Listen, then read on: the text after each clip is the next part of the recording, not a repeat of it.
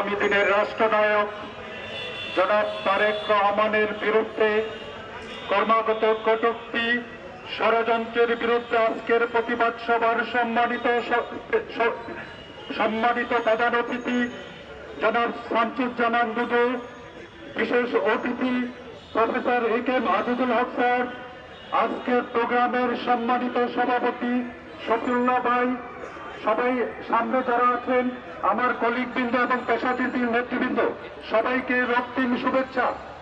আমি সর্বপ্রথম আজকে এখানে শ্রদ্ধার সাথে স্মরণ করছি 52 সালের ভাষা আন্দোলনে যারা রক্ত দিয়েছেন, জীবন দিয়েছেন, তাদেরকে সেই সাথে আরো স্মরণ করছি। 71 সালে যারা শহীদ হয়েছেন তাদেরকে আরো স্মরণ করছি। 90 সালের স্বৈরাচার বিরোধী আন্দোলনে যারা শহীদ হয়েছেন তাদেরকে সর্বশেষ আরো শ্রদ্ধার সাথে স্মরণ করছি। গত জুলাই আগস্টে আপামর জনসাধারণ, ছাত্র জনতা, সাংবাদিক ভাইয়েরা যারা এদেশে গণতন্ত্র প্রতিষ্ঠার জন্য রক্ত দিয়েছেন, প্রায় 2000 জন মৃত্যুবরণ করেছেন। আরো শ্রদ্ধার সাথে স্মরণ করছি 60,000 ছাত্র জনতা যারা মৃত্যুবরণ করেছেন, 4000 যারা তাদের চক্ষু বিকলাঙ্গ হয়েছে তাদের স্মরণ করছি। এই আরো শ্রদ্ধার সাথে স্মরণ করছি আমাদের বিলেতে থাকে ভবিষ্যতের রাষ্ট্রনায়ক জনাব তারেক রহমানকে। আজকে আমরা এখানে প্রতিবাদ সভায় উপস্থিত হয়েছি।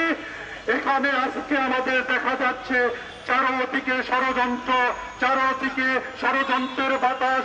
আমরা বিগত ব্রিটিশ সরকারের বিরুদ্ধে 17 বছর আন্দোলন প্রতিবাদ করে এই গণতন্ত্রের সামনে প্রতিষ্ঠা করব। 17 বছর যারা আমরা কারাগারে নির্যাতিত হয়েছি, আমাদের জেলের ভয় দেখায় না। আমরা এই ব্রিটিশ হাসিনাকে এই 17 বছর পরিশ্রম করে একটা ক্ষেত্র তৈরি করে তারপর 5 আগস্টে ছাত্র জনতা সবার একাগ্রতায় আমরা হাসিনাকে পদদলিত করতে পারছি। তো তার মানে এই নাই যে বিএনপি সেখানের কন্ট্রিবিউশন, যদি বিএনপির 99% কন্ট্রিবিউশন থাকে আর অন্যান্য দলের আপামর জনসাধারণের হয়তো 10 to 5% কন্ট্রিবিউশন। আমরা সবাইকে পরামর্শ দিব 5 আগস্টে যারা বুকে বুক মিলিয়ে, কাঁধে কাঁধ মিলিয়ে এই পেশাজীবী নেতৃবৃন্দ সাথে ডক্টর অ্যাসোসিয়েশন অফ বাংলাদেশ যারা একসাথে মিছিলে সামনে নেতৃত্ব দিয়েছিলাম, আবার আসুন দল মত নির্বিশেষে সবাই ঐক্য করে তুমি কারো বিরুদ্ধে কারো কাদা ছড়াছড়ি না করি। আমরা একটাই আমাদের প্রবাদ হোক, স্বৈরাচার নির্বাচন, গণতন্ত্র মুক্তি পাক। এটাই আমার আজকের শেষ বাণী। সবাইকে আল্লাহ খোদা।